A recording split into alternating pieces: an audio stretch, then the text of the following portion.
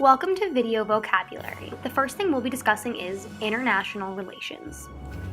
International relations is an academic discipline that focuses on the study of the interaction of the actors in international politics, including states and non-state actors. International relations relates to theories such as liberalism, constructivism, and realism.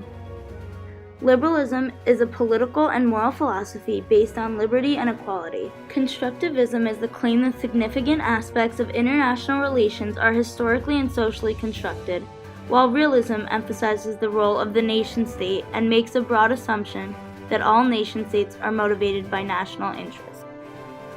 Next, we will be discussing the types of power. Types of power could possibly relate to power and sovereignty. Types of power are soft and hard power. Soft power is a persuasive approach to international relations, typically involving the use of economic or cultural influence. And hard power is a coercive approach to international political relations, especially one that involves the use of military power.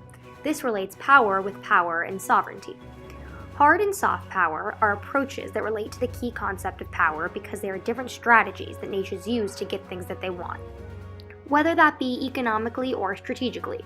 For example, North Korea uses hard power by exerting force when they have to meet a goal, while the UK uses soft power with economic and cultural approaches. Next, we'll be discussing anarchy. Anarchy is a state of disorder due to absence or non-recognition of authority.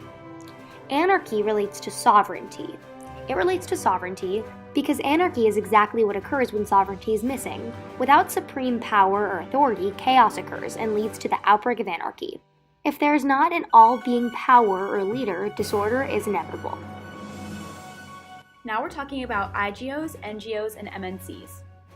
An IGO is an intergovernmental organization. It refers to an entity created by treaty involving two or more nations to work in good faith on issues of common interest. An NGO is a non-profit organization that operates independently of any government, typically one whose purpose is to address social or political issues. An MNC is a multinational corporation. It has facilities and other assets in at least one country other than its home country. IGOs, NGOs, and MNCs relate to almost every level of global political challenges. For example, Greenpeace is an NGO that works to bring awareness to and expose global environmental issues and their causes. The UN, an IGO, promotes security in that it works to protect the human rights of all people and helps people to realize their rights. MNCs in general can help the economies of developing countries by increasing its productive capacity. They work to reduce poverty. IGOs, NGOs, and MNCs can really work on any level of analysis. An IGO that works on the global level is the World Trade Organization, or the WTO, since its members include countries from all over the world. In addition, it is a forum for governments to negotiate trade agreements. On the national level, an NGO called the Danish Refugee Council has aided over 1 million Danish people in finding them protection and providing durable solutions. On the international level, Google, a huge MNC, has main facilities in California, but also operates in Hong Kong, Beijing, Sydney, and Mumbai. Now we will be discussing case studies. A case study is a process or record of research in which detailed consideration is given to the development of a particular person, group, or situation over a period of time. Case studies relate to global political challenges. For example, in class we discussed a case study in Rohingya.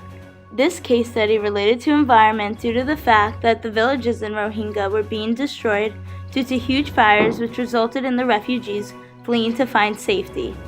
Another example is the case study on the South China Sea. In this study, they are trying to figure out who has sovereignty, resulting in it relating to borders. Thanks for watching!